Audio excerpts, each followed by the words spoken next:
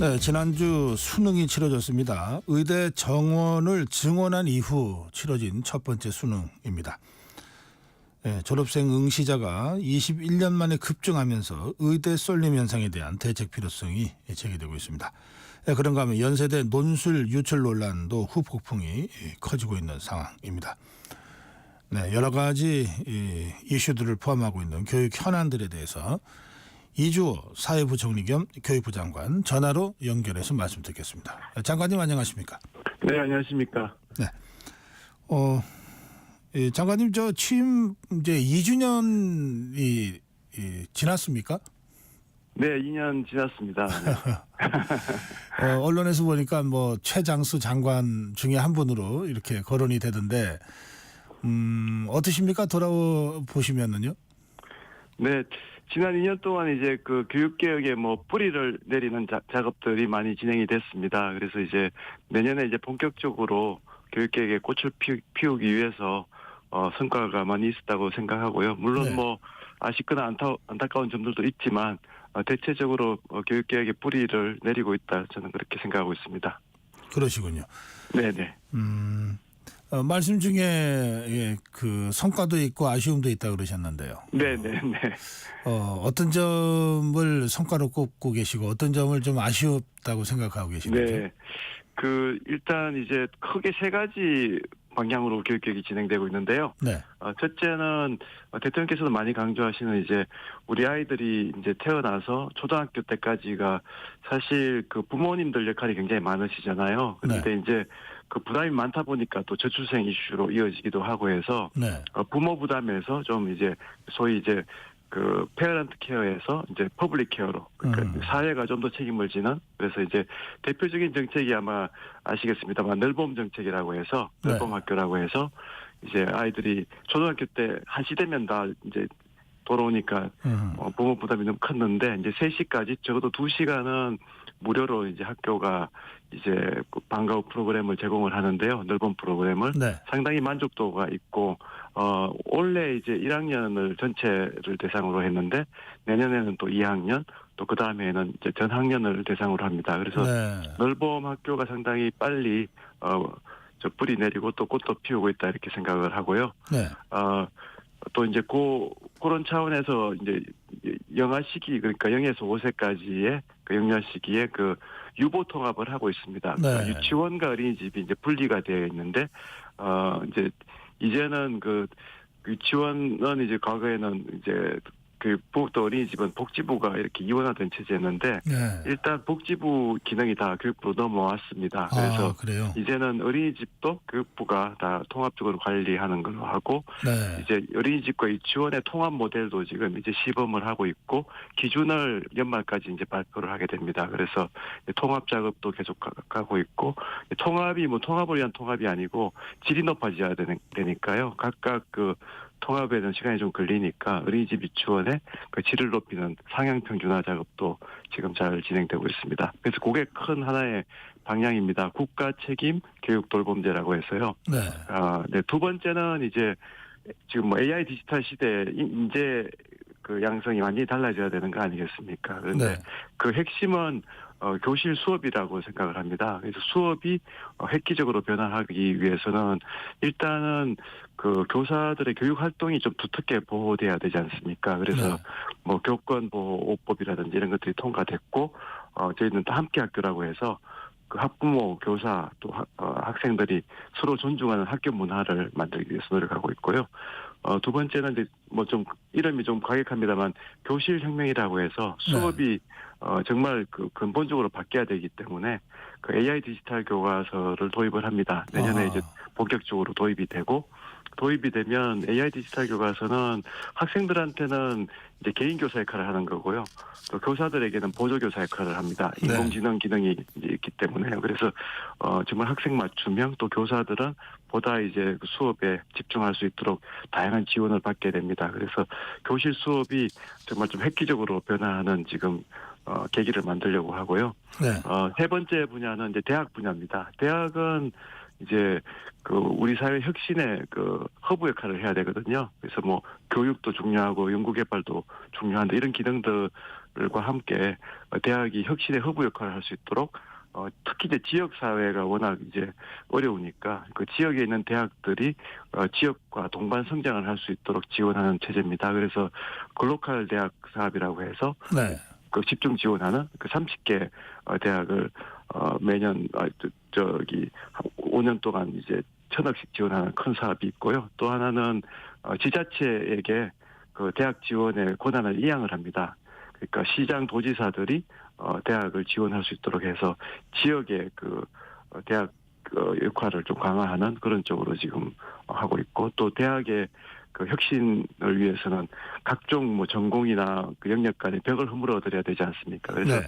규제 개혁도 굉장히 중요하게 저희들이 지금 추진하고 있고 많은 성과가 있다고 생각을 합니다. 예. 예, 그동안 한 2년 동안 뭐 교육부가 해왔던 중요한 네네. 일들을 쭉 뭐 짧은 시간에 쭉 예. 설명을 해주셨는데 네네. 예, 한두 가지만 좀 확인 질문 드릴게요. 네네. 그 늘봄 학교를 상당히 중요한 교육 그 성과로 먼저 꼽으셨는데, 맞습니다. 네. 근데 이게 소비자 수요자들의 체감 만족도라고 하는 건 또 다를 수 있어요. 네네 그 맞습니다. 늘봄 네. 학교에 대한 학부모들이나 학생들의 반응은 어떻습니까? 일단 이제 그 초등 1학년을 전면 실시를 했지 않습니까? 네. 그래서 그 참여하는 인원이 일단 뭐 29.3만 명입니다. 그러니까 많이들 참여하시고요. 네. 또 만족도 조사를 하면 80% 이상이 나오는데요. 부산 아하. 같은 경우에는 90% 이상까지 나옵니다. 그래요? 왜냐하면 이제 그 늘봄이라는 게 이제 아이들이 1시에 마치면 학부모들이 대개는 뭐 소위 말하는 학원 뺑뺑이를 돌릴 수밖에 없지 않습니까? 그렇죠. 그렇게 되면 이제 학원 프로그램보다는 사실은 학교에서 하는 공교육 프로그램이 예를 들어서 뭐 대학들이 참여해서 펜싱을 가르칠 수도 있고 발레를 가르칠 수도 있고 훨씬 그 질이 높을 수 있거든요. 네. 그리고 공교육 그 취지에도 부합하는 뭐 예체능 활동이라든가 또 사회정서적인 지원이라든가 이런 것들을 하기 때문에 학부모 만족도가 정말 높아서요. 네. 우리 교육부 직원들끼리는 야 우리가 교육정책하면서 이렇게까지 만족도 높은 정책이 있었냐 이렇게 아하. 농담을 할 정도입니다. 네네. 그렇군요. 네. 그리고 나서 말씀하신 게 유보 통합인데요. 네네. 사실 그 유보 통합 얘기는 뭐 수십 년 논의가 됐던 건데 계속 이게 부처 간 이기주의 때문이었는지 하여튼 안 됐잖아요.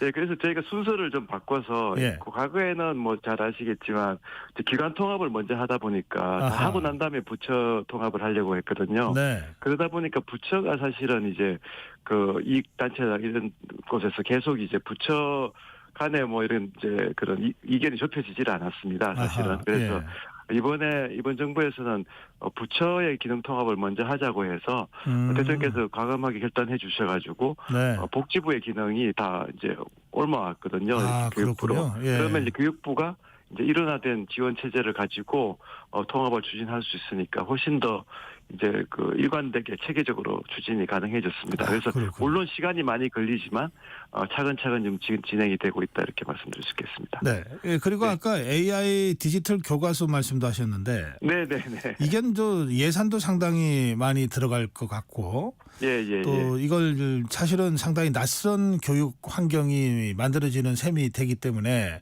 학생들이나 학부모들이 조금 불안해할지도 모르겠다는 생각이 드는데요. 예. 사실 뭐 해외에서 이제 아이들 데리고 가서 교육받은 경험이 있는 분들은 많이들 이게 친숙하시거든요. 왜냐하면 이제 미국이나 뭐 영국 같은 그런 곳에서 또 특히 이제 우리나라 학부모님들 좋은 학교 많이 보내시잖아요. 네. 그러니까 좋은 학교들 사립학교들은 이제 이런 AI 이제 그 디지털 코스웨어라고 합니다. 그 수업에서 쓰는 소프트웨어죠. 그래서 그걸 줄여서 이제 코스웨어라고 하는데 네. 그런 것들을 해외에서 이미 한 뭐 10여 년 전부터 굉장히 활발하게 활용을 하고 있습니다. 그런데 이제 전체 공교육 시스템에 도입되기는 이제 쉽지 않은데요. 우리나라는 일부 학교가 할 수는 없고 사실 굉장히 형평성을 강조하는 나라 아니겠습니까? 그래서 예, 그렇죠. 그렇지만 이미 이제 사교육 기관들은 상당히 많이 이제 그걸 쓰고 있죠. 그래서 아마 학부모들도 사교육을 활용하시는 분들은 이미 이제 이런 것들을 접촉을 많이 하셨을 텐데요.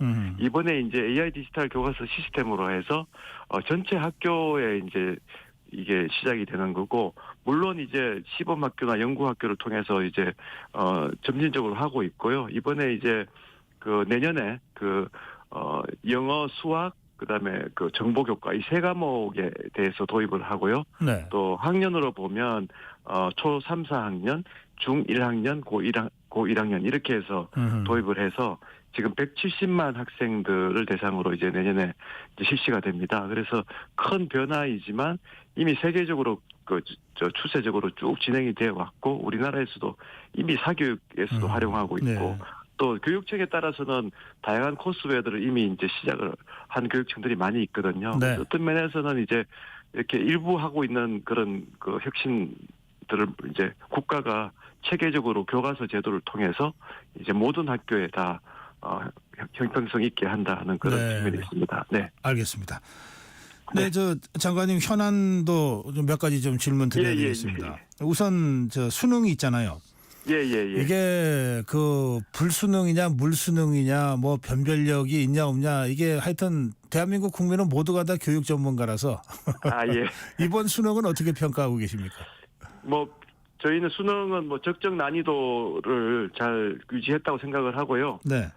뭐 정부가 약속했듯이 이제 적어도 이제 학원을 가지 않아도 학생들이 수능을 준비할 수 있도록 하겠다는 거 아니었습니까? 그래서 킬러 문항도 배제하고 또 사교육 카르텔 척결에도 굉장히 노력을 했습니다. 그래서 이런 것들이 이제 결과적으로 잘 나타나는 이제 효과가 나타나는 입시 수능이라고 생각을 하고요. 네. 그래서 이제 이게 2020 이제 이제 입시 개혁이 쭉쭉 진행이 돼가지고 네. 이제 수능 체계도 이제 지금 고1에 입학하는 아이들은 이제 2028 입시라고 해가지고 좀 바뀝니다. 과목 체계가. 그래서 네네. 수능 과목이 이제 고교 학점제가 도입되면서 고교에서 이제 선택 과목이 많아지기 때문에 이제 공통 과목 중심으로 수능을 이제 출제할 수밖에 없게 되고요. 그렇게 개편이 되는 거군요. 예. 개편이 되는데요. 그래서 이제 국영수가 있지만 또 사회과학 같으면 이제 과학 쪽은 뭐 물화생지 이렇게 해서 선택 과목들이 있고, 또 뭐 물리를 선택할 건지 뭐 생물 선택할 건지에 따라서 또 이게 난이도 맞추기가 쉽지 않으니까 유불리가 계속 걱정이고 그렇지 않았습니까? 네네. 이제는 통합사회, 통합과학 이런 식으로 해서 아예 이제 공통 과목으로 다 바뀝니다. 그리고 문이과의 구분도 워낙 사실은 이제 문이과 구분이 교육 과정에는 없었거든요. 근데 수능에는 좀 남아 있었는데 이제는 선택이 없어지기 때문에 당연히 이제 문이과 구분도 완전히 없어집니다. 그래서 지금 고1이 치르는 이제 2028 입시는 수능 체계도 상당히 단순화되고 공통 과목 중심으로 또 학생들에게 어떻게 보면 좀 부담을 좀 줄여주는 그런 체제로 바뀌게 됩니다. 그래서 그거를 안착시키기 위해서 저희가 내년 신학기부터는 상당히 노력을 할 예정입니다. 네. 윤석열 정부가 교육개혁을 첫 단추를 말씀하신 사교육 카르텔 척결에서부터 시작했잖아요. 네네. 사교육 카르텔은 상당 정도 척결된 겁니까? 아니면 아직도 뿌리 깊게 남아서 저항을 하고 있습니까? 저는 이제 사교육 카르텔을 좁은 의미에서 보면 이제 수능 출제와 관련돼서 사실은 사교육 기관들이 이제 카르텔적인 그런 나쁜 영향을 미친 거 아니겠습니까? 그런 부분은 저희가 완벽하게 이제는 제어했다고 생각을 하고요. 다만 이제 광의로 봤을 때 이제 사교육 을 조장하는 그런 면들이 공교육 체제 내에서 좀 있거든요. 그러니까 뭐 교육 과정이라든가 이런 이제 교육 운영에 있어가지고 이제 그런 부분이 있는지, 또 사실은 이제 크게 보면 이제 공교육이 강화되면 당연히 사교육이 줄어드는 거니까 약화된 공교육 자체가 어떻게 보면 사교육을 부추기는 부분이 있지 않습니까? 그래서 이번에 이제 함께 학교라든가 교실 혁명 같은 걸 통해서 공교육을 강화하게 되면 저는 사교육의 부담도 서서히 그렇지만 일관되게 줄일 수 있다고 생각을 합니다. 네, 좁은 의미의 사교육은 이미 척결됐고 광의의 사교육 문제는 공교육 정상화와 함께 가야 된다. 시간이 좀 걸리지만 이런 말씀이시군요. 정확하게 말씀 주셨습니다. 네. 자, 그런데요. 이번에 수능의 국어 영역 지문에 인터넷 홈페이지 링크가 윤석열 대통령 규탄 집회 안내 사이트로 연결된 사건이 있었지 않습니까? 예. 이거는 좀 사건 실체가 밝혀졌습니까? 네, 이게 이제 저희가 저 수능 출제를 할 때는 그 사이트가 임의로 만든 사이트였는데 네. 그거를 이제 바로 이제 수능 문제가 공개된 다음에 바로 누군가가 이제 그거를 확보를 해가지고 정치적인 목적에 활용한 거거든요. 그래서 즉시 저희들이 수사 의뢰를 했고요. 네. 이거는 정말 있으면 안 되는 일들이죠. 그러니까 교육이 이렇게 정치적인 목적으로 활용되는 거는 정말 그 나쁜 사례지 않습니까? 그래서 네. 이제 바로 수사 의뢰를 했고 향후에도 이제 워낙 우리가 디지털 세계이기 때문에 시험에도 이런 이제 사이트 같은 게 이렇게 예시로 나타나는 경우가 상당히 이제 있을 거로 생각을 합니다. 이제 네. 그럴 경우에는 우리가 이제 이 사이트가 아예 그냥 원천적으로 그냥 확보를 해서 이런 네. 일이 다시는 재발하지 않도록 하는 것도 저희들이 지금 검토하고 있습니다. 알겠습니다. 네네. 예, 지금 의료개혁과 관련해서 여야 의정협의체가 예. 개문 발차된 상황인데요. 네네. 사회부총리 겸 교육부 장관이시라서 이 의정협의회에도 참여하시는 걸로 알고 있는데, 네, 맞습니다. 이게 지금 그 의대 정원을 늘리는 문제로 지금 10개월 가까이 그 전공의들이 돌아오지 않고 의대생들이 지금 학교에 복귀하지 않고 있는 상황 아닙니까? 네네. 그러니까 이 문제와 관련해서 이미 그 수능 시험은 치러졌고 또 수시 모집은 다 끝났고. 네네. 지금 그런데도 의료계는 지금이라도 생각만 하면 결단만 하면 돌릴 수 있다고 주장하는데 어떤 것이 사실입니까? 네, 사실은 이제 입시라는 것이 워낙 이제 우리 사회에서는 정말 가장 중요한 아이들에게는 그런 거 아니겠습니까? 그래서 입시는 예고도 미리 돼야 되는 거고 또 법적인 규정을 따라서 예측 가능해야 되는 거고 또 공정해야 되는 거고요. 네. 그런 원칙에 비추어 보면 지금 의료계의 주장은 정부로서는 정말 받아들일 수가 없는 주장이시고요. 그래서 수많은 학부모들 또 입시생들을 생각을 해야 되기 때문에 입시의 안정성을 위해서 지금 중간에 이렇게 수정을 한다거나 하는 거는 불가능합니다. 그래서 그런 부분을 이번에 이제 여야 의정 협의체에서 회의를 할 때도 교육부가 충분히 저희들이 설명을 드렸다고 생각을 하고요. 앞으로도 계속 좀 설명을 드리고 또 이해를 시켜드리고 그렇게 하도록 하겠습니다. 네. 그러니까 2025년도 내년도 그 입학 정원 문제는 조정이 불가능하다 이런 말씀이신 거죠? 네, 그렇습니다. 그게 이제 정부가 사실 의대 정원을 이제 확정하고 하는 권한을 가지는 이유는 국민들의 생명과 안전에 관련된 인력 수급이기 때문에 정부가 정해야 되는 거거든요. 그리고 또 정한 인원을 대학에다가 이제 양성하도록 그렇게 요청을 하는 거고 그렇게 이제 될 경우에 대학은 그 확보된 수만큼을 이제 선발을 해야 되는 거죠. 모집 선발을. 그래서 이제 그런 부분에서 다 법적인 규정을 가지고 진행을 하고 있기 때문에 정부가 사실 법을 어겨가면서 어떻게 어떤 특정 집단의 요구를 들어줄 수는 없는 거 아니겠습니까? 그래서 그런 부분을 계속 여야 의정 협의체에서도 참여해서 설명을 드리고 있고 그렇게 설득을 하고 있습니다. 알겠습니다. 네네. 그런가 하면 최근에 갑자기 남녀공학 전환 반대 이슈가 터져 나왔습니다. 동덕여대에서요. 네. 그리고 이게 전국 여대로 확산되는 움직임도 보이고 있는데 이 문제는 어떻게 보고 계십니까? 예, 일단 저희가 크게 이제 대학의 자율 원칙이 있습니다. 네. 대학이 어떻게 보면 정말 다양한 정말 문제들이 생기지 않습니까? 말씀하신 그런 이슈부터 해서 입시 문제까지 이제 대학들이 많은 문제들이 있는데 이거를 정부가 먼저 나서서 이렇게 해결하려고 하기보다는 정부는 큰 이제 교육 정책의 틀을 가지고 일단은 대학이 자율적으로 해결을 할 수 있도록 그렇게 지원해드리는 그런 쪽으로 이제 대학 자율이 진행이 되고 있습니다. 그래서 이 문제도 상당히 민감하고 중요한 이슈라는 걸 저희들이 인식을 하고 있고요. 그렇지만 대학이 자체적으로 이 문제를 해결할 수 있도록 협의하고 지원할 예정입니다. 어떤 형태로든 대학 차원에서의 어떤 방향 설정과 결정이 있어야 되고 네네. 그것을 어떤 결정이든 지원하는 것이 교육부의 입장이다 이런 말씀이시군요. 만약에 결정이 바람직하지 않고 사회적으로 문제가 있으면 저희들이 또 협의를 해야 되겠죠. 그렇지만 저는 뭐 대학들이 그런 충분히 그런 이제 합리적인 네. 합의 형성의 그 기능을 할 수 있다 이렇게 믿고 있습니다. 그래서 최대한 그렇게 할 수 있도록 지원해드릴 예정입니다. 알겠습니다. 네네. 아까 이 대담 시작하면서 지난 2년간의 교육개혁과 교육 행정의 성과에 대한 또는 중점 네네. 과제에 대한 설명을 쭉 하셨는데 네네. 2년을 돌이켜보면 아쉬운 점도 좀 있으실 것 같은데요. 어느 대목이 좀 아쉽습니까?